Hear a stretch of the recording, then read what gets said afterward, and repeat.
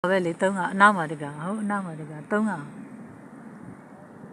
သူတို့3ကောင်အဲ့ဒီမှာလေအဲ့ဒါရိုက်ဖြူပြီဆိုတော့လေသူတို့3ကောင်တစ်ခါတည်းအဲ့ဒီကလေဘာဖြစ်လဲဆိုဒီကောင်ကိုရိုက်ဖြူပြီလေ3-5-3ညောက်ရိုက်ဖြူပြီလေရိုက်ဖြူချလိုက်လေခေါင်ကနေရိုက်ဖြူချလိုက်တယ်ခေါင်းကွဲအောင်ချဒီမှာ9နဲ့3ည9နဲ့3ညအခု3-5-3ညရိုက်ဖြူလိုက်ရဆိုတော့သူတို့3ကပဲဒီမှာနာ9တက်3ညပါနာ3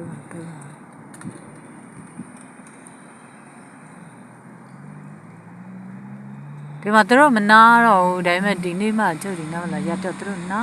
တယ်တစုရဲတစည်းရဲကြည့်လိုက်နှကောင်လို့ပဲထင်တာလေဒါနှကောင်မဟုတ်3ကောင်အဲ့ဒါ3ကောင်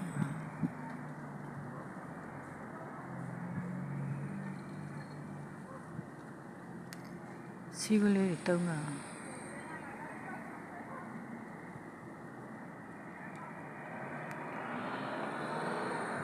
အားလိုက်ဆိုခါဝူရက်တယ်အခုသူတို့ခါဝူမဟုတ်တိတ်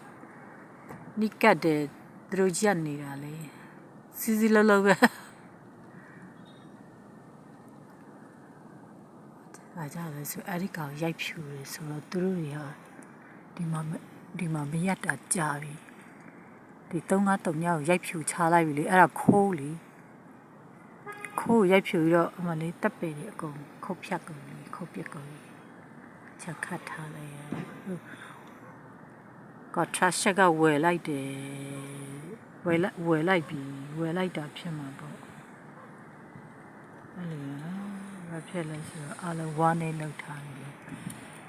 အဲ့ဒီကုမ္ပဏီကဝယ်လိုက်တာငါကလေး3ကဟာကြည့်စီစီလုံးလုံးကိုနားနေကြတယ်